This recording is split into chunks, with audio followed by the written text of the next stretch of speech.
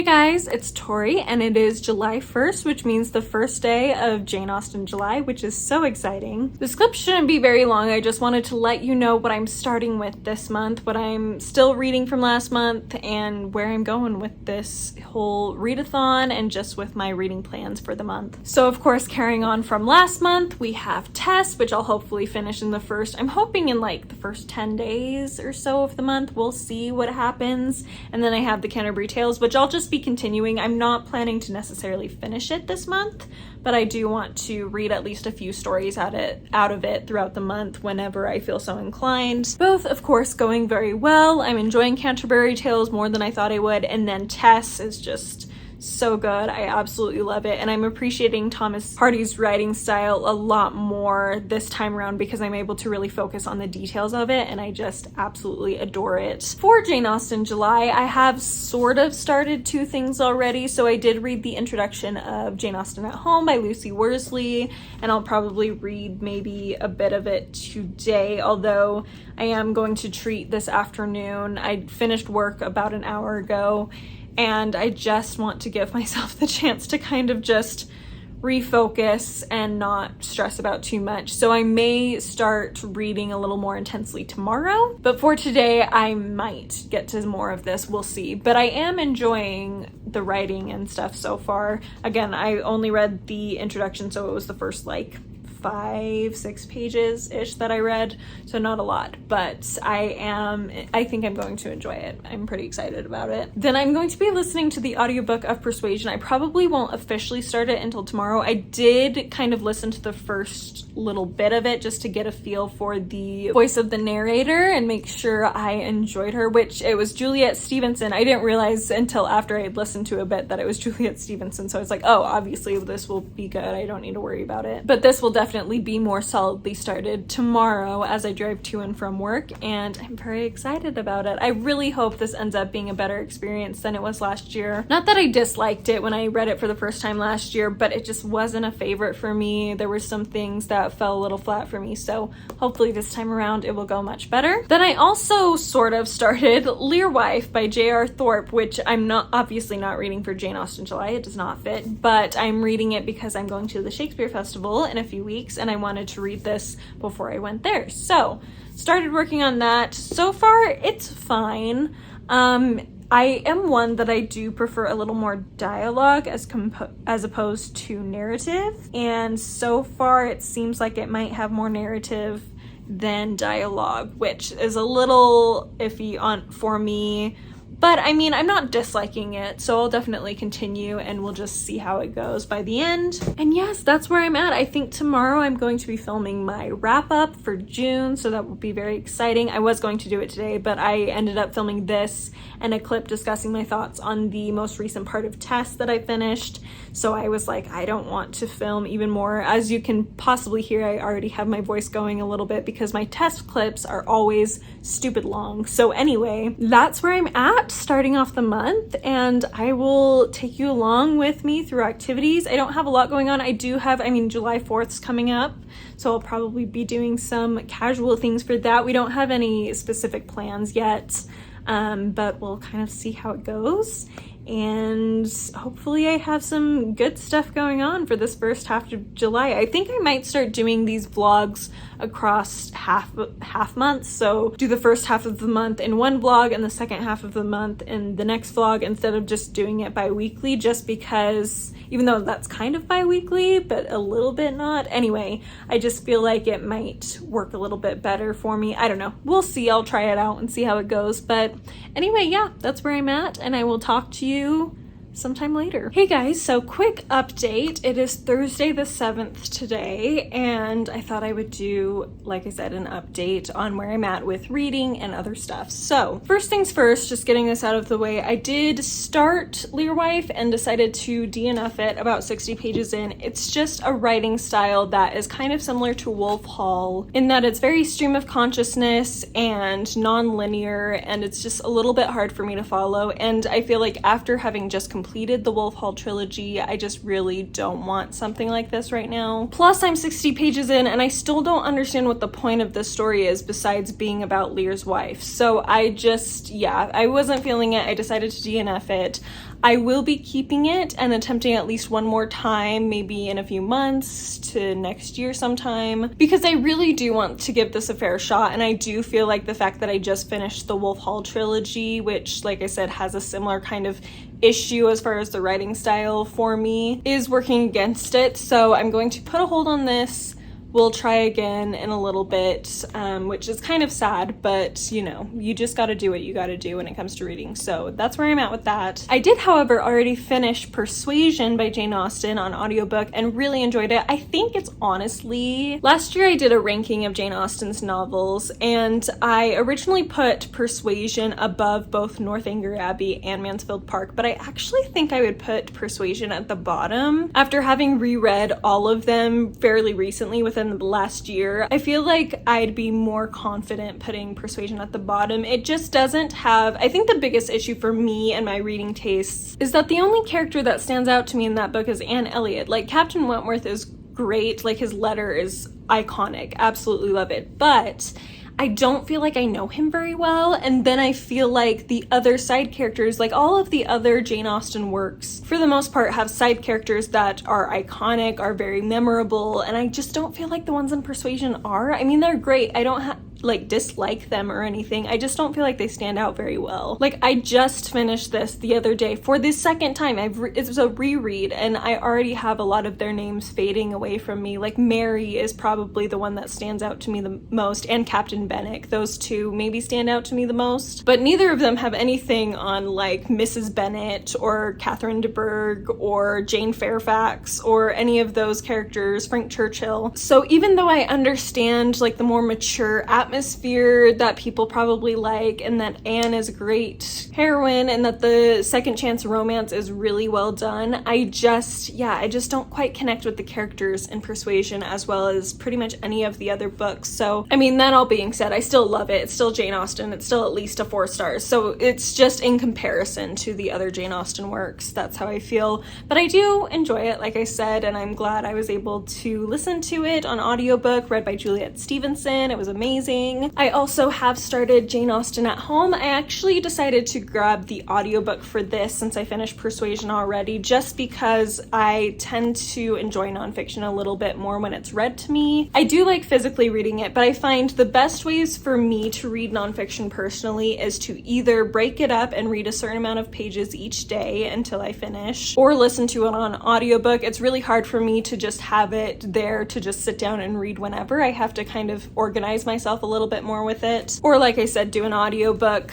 So I am still possibly going to physically read this a little bit, but I'm primarily going to be listening to it on audiobook, especially since I finished Persuasion so fast. That will just work best, I think. Additionally, recently I've been inspired to pick up embroidery. So I have done cross stitch in the past, so I've done a little bit of that type of embroidery in the past, and I really enjoyed it. I did it for, it was probably several months that I did several small ones, just kind of easy, simple ones, and it's been several years since I did it, but I wanted to get back into it and try different types of embroidery. So I just picked this little one. It seems a little intense, but it's also small, so I feel like even if it takes me a while, this will at least give me a good grasp on what I'm doing. And then if by the time I finish this I feel comfortable enough, I can maybe try a little bit more intensive ones, bigger ones, but I just wanted something to just kind of work on and try my hand at. Really, I've just been wanting something that I could do while I'm listening to stuff, because I've found that there are times when I get home from work and I'm just too tired to read, but I want to be reading. And so I think listening to audiobooks or even watching booktube while I do something like this will be really helpful. I've done like adult coloring books and stuff in the past, which I do really like, but I don't know. I just feel like I like the motion involved in something like this a little bit better. So I'm going to try this. We'll see how it goes. It might be a complete disaster, but I did pick up a little A to Z embroidery stitches manual. So hopefully if there's anything that I've never heard of, which is going to be a lot of things, in instructions that I use or anything, I can figure out how to do them using this. And then if I need extra help, I can of course use Google, but this will be a good starting point for a lot of those things, and hopefully it's actually helpful. I was looking around for any embroidery books they had at the craft store that I went to, and frankly I didn't find a lot. Not that I was looking that hard, but you would assume all the books that they had on embroidery would be close to the embroidery stuff, and this was really the only one I found, but it also I feel like will probably be the most helpful regardless of how well practiced I become. So anyway, that will be great, and I look forward to doing this. I'm kind of nervous, but I'm also really excited because, like I said, I just feel like I've needed a relaxing activity I could do while listening to things or watching things, and I think that will be really great. So I can do that as I listen to Jane Austen at home, which I might do a little bit of tonight. I also kind of want to watch the 2005 Pride and Prejudice, so I may do that as well. I'm just kind of going by feeling. I've been feeling a little bit anxious this afternoon, and I don't know why, but I'm trying to figure out ways that I can calm myself down.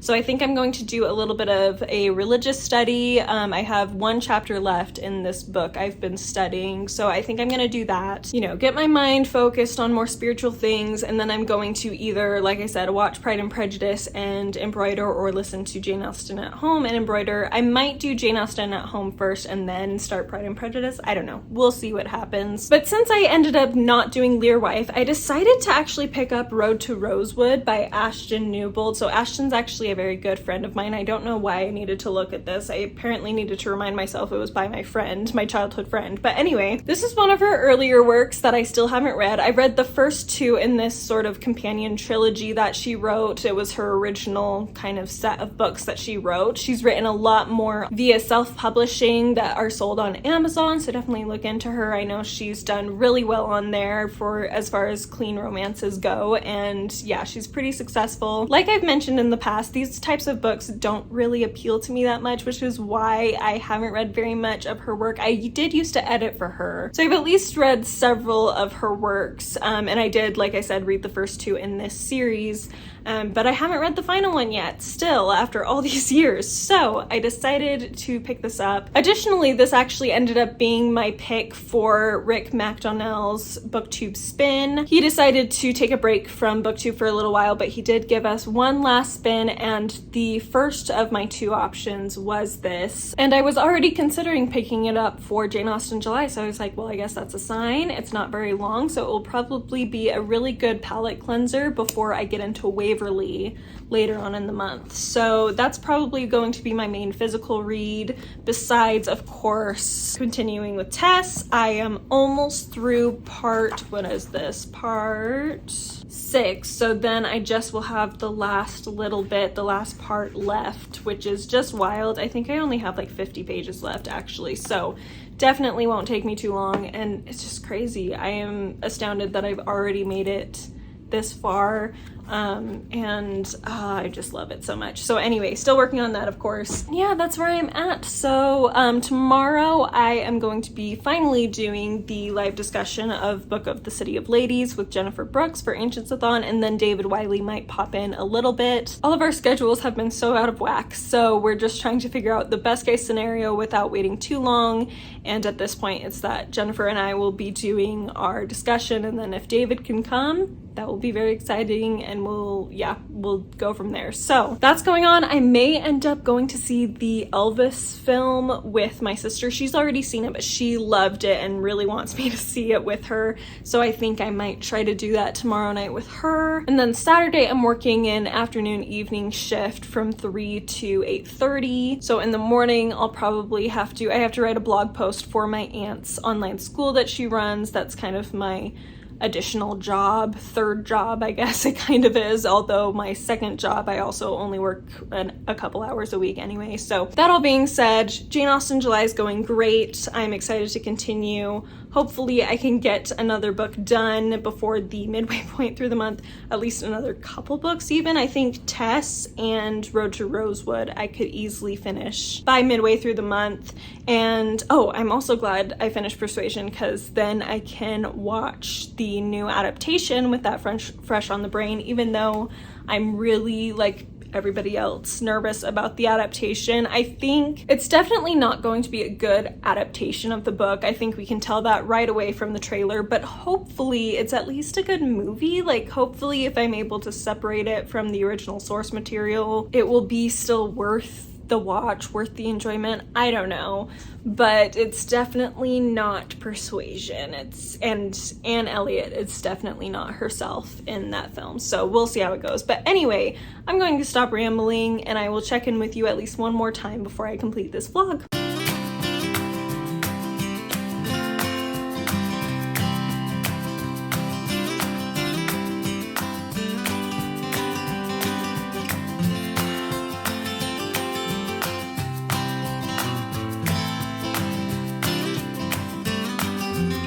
Hey guys, so I thought I'd wrap this vlog up finally. It is the 18th, I believe, of July. And it's been a hot minute since I last updated you, and that's because I ended up with COVID.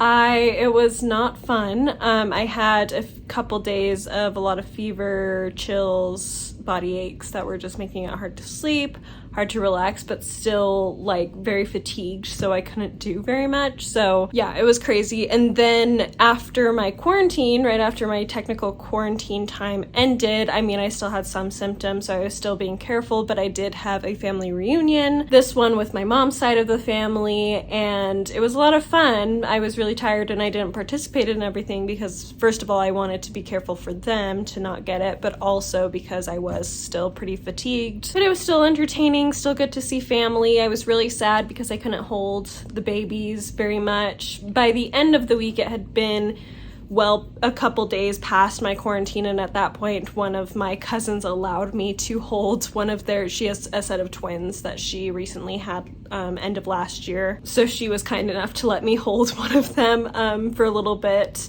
But yeah, it was a bit of a rough week. So I am up and at 'em today. I'm still feeling some lingering fatigue, a little bit of a lingering cough as well. But I did get a few things done while I was ill, so that was good. So first of all, I did read a few things, and I also was doing a lot of embroidery, so I finished a couple of embroidery projects. And like I said, I did read several things. So I finished, first of all, Jane Austen at Home by Lucy Worsley, which I ended up giving 5 out of 5 stars and really loved. It was just a great work. Lucy Worsley has a great way of writing that's very engaging to me, easy to get into for me. And it was just interesting learning more about Jane Austen from this. I haven't read a biography about her before, and I also haven't really watched many documentaries or things like that. So it was all fairly new to me, and I feel like this was a great work to go through. I'm sure there are other great Jane Austen biographies that maybe some people would consider being better to start with, but this, I mean, it did its job. I learned a lot about her. I wasn't confused at any point or anything, but yeah, it was a good book. I'm glad I read it. Definitely probably a favorite of the year, actually. I then read Road to Rosewood by Ashtyn Newbold, which I believe I mentioned in my last clip. This ended up being perfect for me to read while sick because it didn't take very much brain energy, so it was just an easy get through read.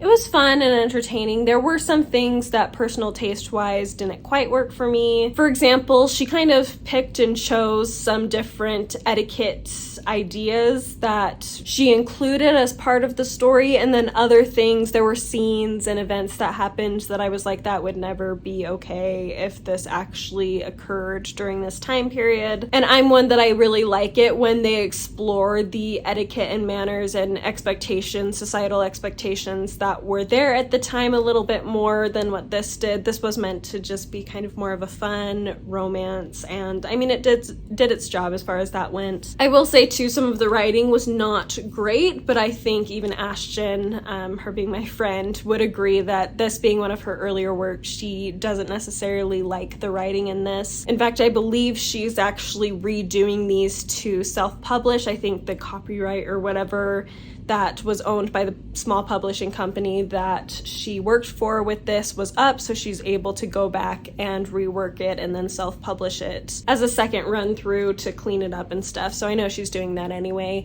But yeah, it was interesting and fun and just what I needed, honestly, while I was sick. And then I also completed Tess of the D'Urbervilles by Thomas Hardy, and it was so good, so amazing. I will be doing a super duper long vlog of me reading this. I have to film my last clip clip to finish it off before I can do it, but honestly every clip I've done for that has been like 15 to 20 minutes long, sometimes even more, and I know it's gonna be like an hour and a half long vlog. So for the 5 people, maybe less, that watch that, thank you, but I am excited to put it up still. I mean, I've watched other people's vlogs that are that long and I really enjoy them, so hopefully there will be some people that will enjoy this one, but I am so glad I did this deep dive read through of this. It was just so enjoyable. It added so much to my appreciation for Thomas Hardy's writing style, and the way he plots and the way he foreshadows is just so beautifully done, and I really loved reading this. I did cry at the end, of course, because it's very emotional, and I just love Tess as a main character so much. She just has so much fire in her and yet is also very quiet, and I just like how that balance is drawn by Thomas Hardy in this. And I also really love some of the side characters in this as well. I love considering their complexities and their relationships and how that adds to the plot and how that adds to some of the side stories as well. And yeah, it was just a great, enjoyable time. So I'm glad I finally finished it, and I'm also just glad that I did it in general. And then for the rest of the month, I'm just going to be focusing on Waverley. I do have a trip in the last few days of the month where I know I'm not going to have any time to read, maybe a couple pages at most, but even that I doubt is going to happen. So I have broken this up. I have broken it up to try to finish the day before my trip, so that should be good. I'm really enjoying it. I was worried about the language and if it would be too dense for me, but honestly it's not as hard to read as I was expecting it to be. And I'm very intrigued by our main character Waverley, so I am curious to see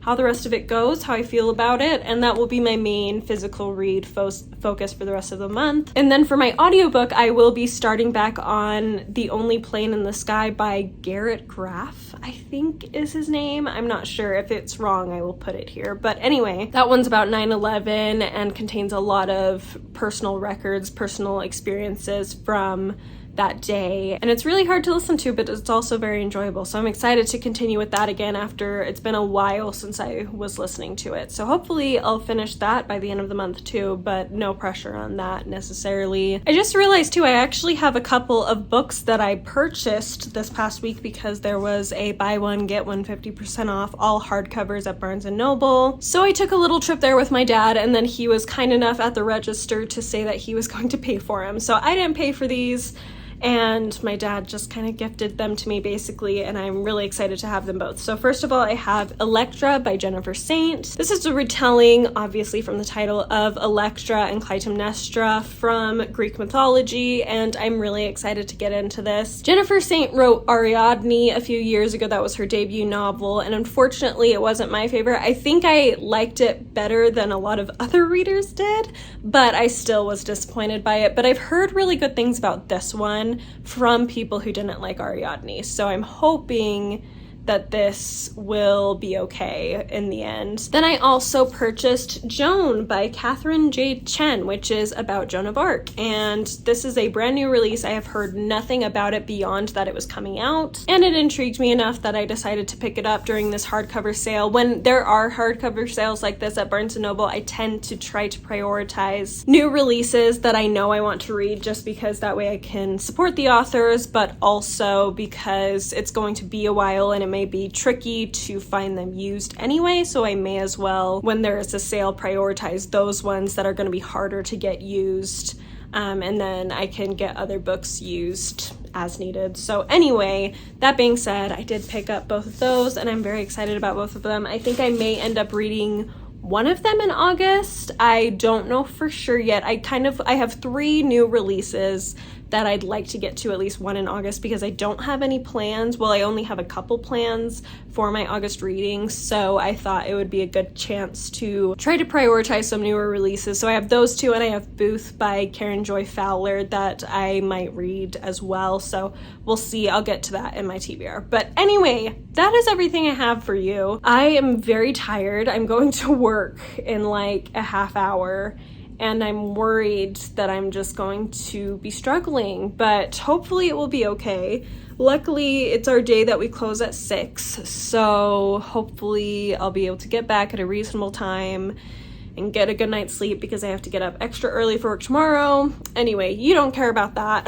Just getting back into life after COVID is just a chore. This is my first time I've tested positive for COVID. I may obviously have had it at other times, but being the youngin' that I am, I may have been asymptomatic. Also though, I think at the very beginning, like literally the week before everything shut down, I might have had it. I had something very similar, so if not, it was probably like a flu or something, but it was just the timing of it that I was like, I wonder if that was COVID, and just it was so early on, we didn't have the testing as, you know, widespread as it is now, and I wasn't as quite as aware of coronavirus at that point. So it's possible I had it then, but this is the first time I've ever tested positive for it. So yeah, it was definitely interesting. But anyway, all that to say, thank you so much for watching. Let me know if you've read any of the books I've mentioned in this video, your thoughts on them. I think my next vlog, I'm not going to start up another vlog until next week when I go on my trip, which will be to a Shakespeare festival, so that will be really fun to vlog. We're definitely going to go to a used bookstore that is down in that same area as well, and that will be really wonderful. So look forward to that. That will probably be a few weeks away. And yeah, that's all I have to say. So again, thank you for watching, and I will see you next time. Bye!